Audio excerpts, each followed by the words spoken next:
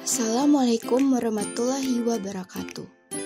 Halo teman-teman, perkenalkan kami dari kelompok 7 yang mengangkat tema tentang teknologi dengan anggota Muhammad Nazli Firman Alfaris, Arya Satya Ardiansyah, Asfa Denis Fasiguhamias, Putri Riza Umami, dan Dania Dwi Safitri.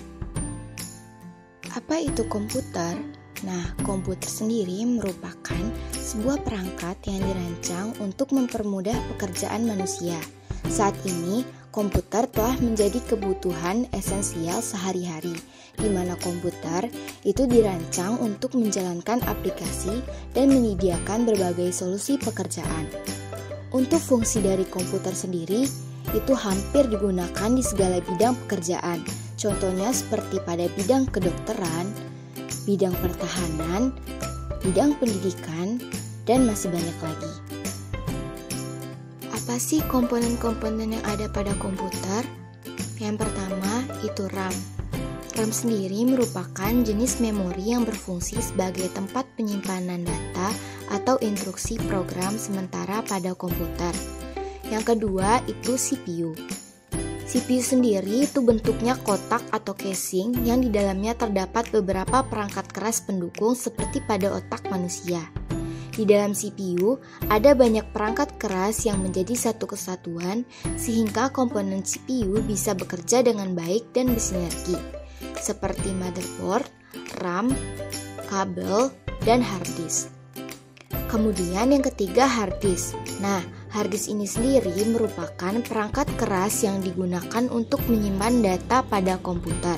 Jadi semua data yang ada pada komputer, baik itu dokumen, gambar, data, sistem, atau aplikasi itu akan tersimpan dalam perangkat ini. Selanjutnya, motherboard. Motherboard sendiri itu merupakan suatu komponen utama yang ada pada komputer. Kemudian, apakah kalian tahu bagaimana sejarah perkembangan komputer? Jadi, sejarah perkembangan komputer itu terbagi menjadi 4 generasi, yaitu generasi pertama, generasi kedua, generasi ketiga, lalu generasi keempat. Nah, untuk lebih jelasnya, mari kita bahas satu persatu generasi. Generasi pertama. Komputer pada generasi pertama adalah komputer yang masih dibuat sangat sederhana dan belum mampu melakukan komputasi secara kompleks. Hal ini tentunya menyebabkan penggunaannya juga sederhana dan belum bisa menyelesaikan masalah yang besar pula.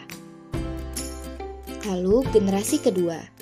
Komputer generasi kedua merupakan pengembangan dari komputer generasi pertama yang dibuat untuk menyempurnakan bentuk dari komputer dan penggunaan listrik yang lebih hemat. Pada tahun 1948, ada alat yang disebut sebagai transistor.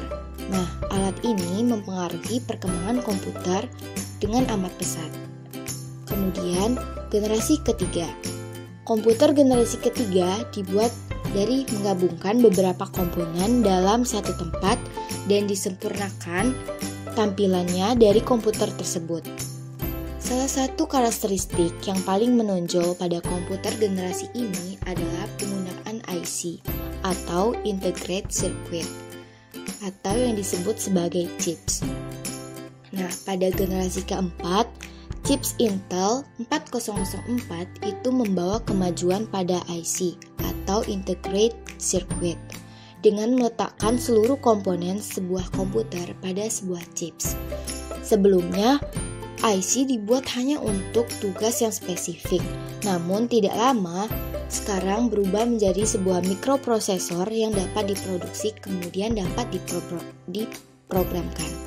Itulah sejarah dari perkembangan komputer. Semoga informasi-informasi yang telah diberikan tadi bermanfaat untuk teman-teman.